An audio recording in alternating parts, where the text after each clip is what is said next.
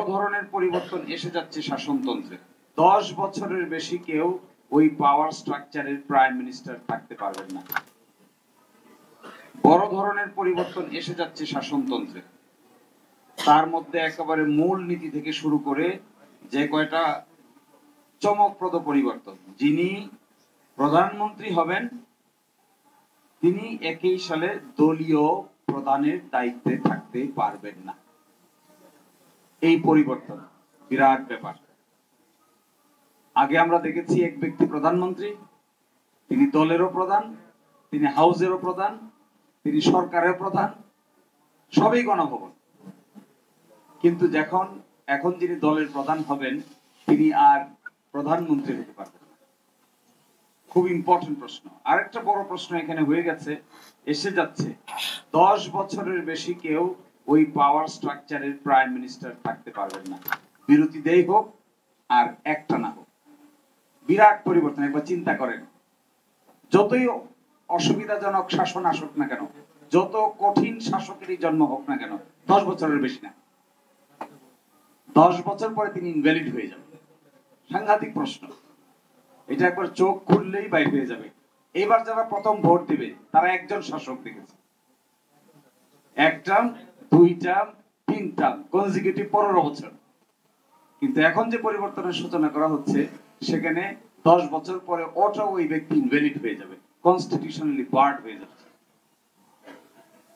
বিরাট structural design পরিবর্তন হয়ে যাচ্ছে। পার্লামেন্টের 2টা হয়ে যাবে, একটা হয়ে যাবে উচ্চ কক্ষ, একটা হয়ে যাবে নিম্ন কক্ষ। উচ্চ কক্ষ গঠিত হবে, নিম্ন কক্ষের নির্বাচনে যে পার্সেন্টেজ হবে এই পার্সেন্টেজ অনুযায়ী উচ্চ কক্ষ গঠিত হবে। কোন দল যদি 5% পায়, 5%-এর বিনিময়ে তিনি 100 আসনের মধ্যে 5 জন পাবেন। কোন দল যদি 20% পায়, 100 আসনের এগেইনস্টে তিনি 20টা আসন পাবেন। কোন দল যদি 60% পায়, 100 আসনের এগেইনস্টে তিনি 60টা পদ পাবেন উচ্চকক্ষে। তাহলে দেখবেন উচ্চকক্ষে কোন দলের পক্ষেই এককভাবে সংখ্যাগরিষ্ঠতা অর্জন করা সম্ভব হবে না। ধরেন বাংলাদেশে একটা দল এককভাবে কত পার্সেন্ট ভোট পায়? 30, 40, 45, 42, 43, তাহলে 100-র ভিতরে 43 জন পাবেন।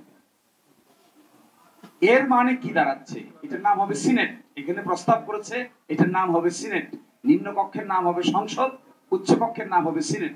তাহলে নিম্ন কক্ষে একটা বিষয় পাশ হয়ে যাওয়ার পরে উচ্চ কক্ষের একজন স্পিকার, ডেপুটি স্পিকার আছে, নিম্ন কক্ষের আরেকজন স্পিকার, ডেপুটি স্পিকার আছে। ওই ডেপুটি স্পিকার উচ্চ কক্ষের জন হবে বিরোধী দল থেকে, নিম্ন কক্ষের ডেপুটি স্পিকার হবে বিরোধী দল থেকে। আর্টিকেল 70-এর ব্যাপারে বলছে 2টা ছাড়া বাকি সব নিজস্ব পার্টির বিরুদ্ধে ভোট দিতে পারবে। স্বাধীনতা পাচ্ছে সংসদরা, সাংসদরা স্বাধীনতা পাচ্ছে, সংসদ সদস্যরা লিবার্টি পাচ্ছে। এক হলো অর্থ বিল আর একটা হলো নো কনফিডেন্স। এই 2টা ছাড়া বাকি সব জায়গায় দলের বিরুদ্ধে ভোট দিতে পারবে। প্রাইম মিনিস্টারের পার্টির মেম্বার অফ পার্লামেন্ট থাকা সত্ত্বেও প্রাইম মিনিস্টারের মতের বিরুদ্ধে গিয়ে আলোচনাও করতে পারবে, ভোটও দিতে পারবে, এগ্রিও করতে পারবে, ডিসএগ্রিও করতে পারবে। যে আমার ভাই যারা মৃত্যুবরণ করেছেন তাদের জীবনের বিনিময়ে, রক্তের বিনিময়ে structural design of the state পরিবর্তন হচ্ছে। সাংঘাতিক ব্যাপার। এটা যদি প্র্যাকটিস করা যায় আগামী 10, 20, 30 বছর, তাহলে বাংলাদেশ একটা নতুন শেপ নিবে, নতুন একটা কাঠামোগত পরিবর্তন ডেভেলপ হবে। 30 বছর চিন্তা করেন, চোখ বন্ধ করে 30 বছরে 10 বছর করে 3 জন লোক আসতে গেছে। যে লোক সরকার প্রধান সেই লোক পার্টি প্রধান না, যে লোক হলো উচ্চ কক্ষে আছে সেই লোক নিম্ন কক্ষে নাই, উচ্চ কক্ষে মেজরিটি এক দলের, নিম্ন কক্ষে মেজরিটি আরেক দলের। উচ্চ কক্ষে হলে এই 20 জন কোনোভাবেই একমত হতে পারছে না, নিম্ন কক্ষে একমত হয়ে যাচ্ছে।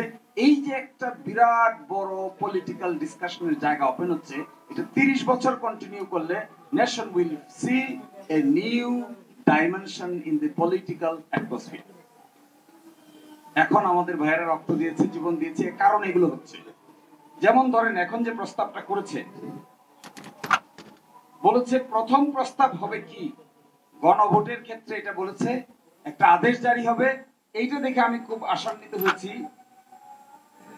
এটা এখন বসে বসে পড়ছিলাম, এখানে বলা হচ্ছে আদেশটা কে জারি করবে। বলছে এই আদেশ জারি করবে হলো সরকার। সেহেতু সরকার গণ অভ্যুত্থানের মাধ্যমে প্রকাশিত জনগণের সার্বভৌম ক্ষমতা অভিপ্রায়ের ভিত্তিতে এই আদেশ জারি করিল। বড় একটা বিতর্ক থেকে বের হচ্ছে, যে বিতর্কটা আমরা ঐকমত্য কমিশনে বারবার করার চেষ্টা করেছিলাম। ঐকমত্য কমিশনকে তারা বলেছে সরকারের মূল ভিত্তি 106, সংবিধানের 106 অনুচ্ছেদ।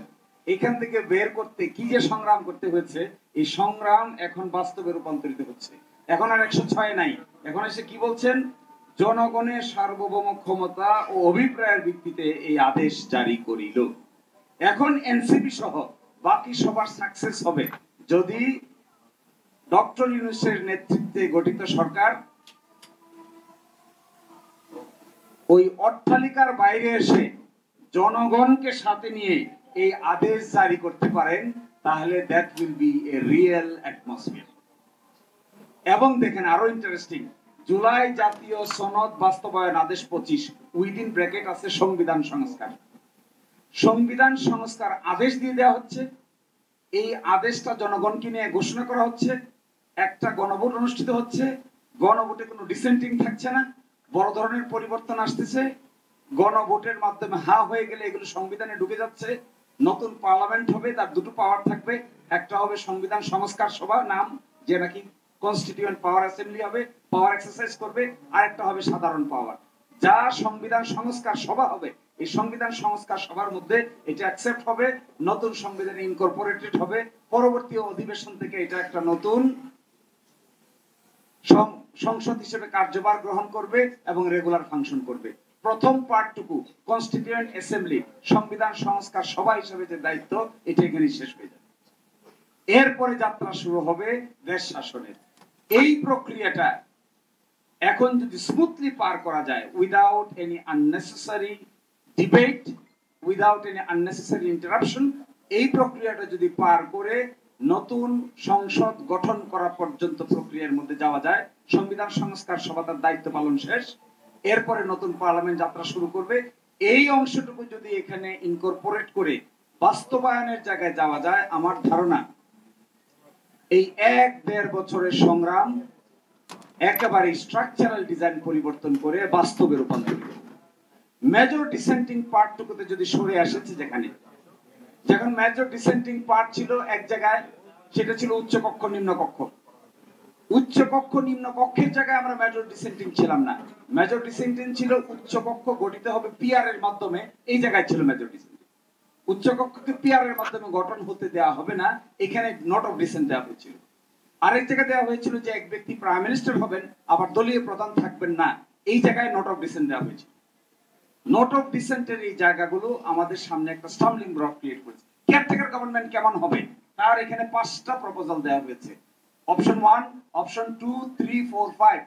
চতুর্থ অপশনে গিয়ে একটা দুইটা বড় দল এখানে নোট অফ ডিসেন্ট দিয়েছিলেন, এই নোট অফ ডিসেন্টটাও এখানে থাকছে না। এটা দেখে আই বিকাম ভেরি হ্যাপি যে নোট অফ ডিসেন্টের কবল থেকে আমরা মুক্তি পেয়েছি। যে যাই নোট অফ ডিসেন্ট দিয়েছেন, আমি মনে করি যে দলই দিয়ে থাকেন, জামাত ইসলামী দেন, বিএনপি দেন, এনসিপি দেন, যে যেখানে নোট অফ ডিসেন্ট দিয়েছেন, এই নোট অফ ডিসেন্ট গুলো স্বেচ্ছায় সজ্ঞানে নিজ দায়িত্বে সকলেরই তুলে নেওয়া দরকার এবং এই বিতর্কে আর যাওয়ার প্রয়োজন নাই। লাস্ট কথা বলি, শেষ করে দিচ্ছি আমি। সবচেয়ে ইন্টারেস্টিং মনে হয়েছে একটা কথা, আপনি প্রশ্নটা কিভাবে যাবে, আপনি কি জুলাই জাতীয় সনদ বাস্তবায়ন আদেশ 25 এবং ইহার তফসিল 1-এ সন্নিবেশিত সংবিধান সংস্কার প্রস্তাব সমূহের প্রতি আপনার সম্মতি জ্ঞাপন করিতেছেন কি না, এই হবে গণভোটের সাবজেক্ট ম্যাটার। যারা হা হচ্ছে তারা হা বলবে, যারা না হচ্ছে তারা না বলবে। যদি হা বলেন, তাহলে এই সঙ্গে তফসিল 1-এ সন্নিবেশিত সংবিধান সংস্কার সংক্রান্ত একটা কথা কিন্তু একটু মনে রাখতে হবে, সংস্কার কিন্তু 84টার সবগুলো সংবিধান সংস্কার সংক্রান্ত না, অর্থাৎ সবগুলো গণভোটে যাচ্ছে না। গণভোটে যাবে শুধুমাত্র সংবিধানের সঙ্গে প্রাসঙ্গিক বিষয়, আর বাকিটা এক অংশ যাচ্ছে বিধি এবং আইন জারির মাধ্যমে, আর এক অংশ যাচ্ছে প্রশাসনিক ক্ষমতা প্রয়োগ করে এক্সিকিউটিভ আদেশের মাধ্যমে। সুতরাং এইখানকার সাবজেক্ট ম্যাটার থাকছে শুধুমাত্র সংবিধান সংস্কার রিলেটেড যেগুলো আছে সেটারই গণভোটের প্রয়োজন, বাকিগুলোতে কোনো গণভোটের প্রয়োজন নাই।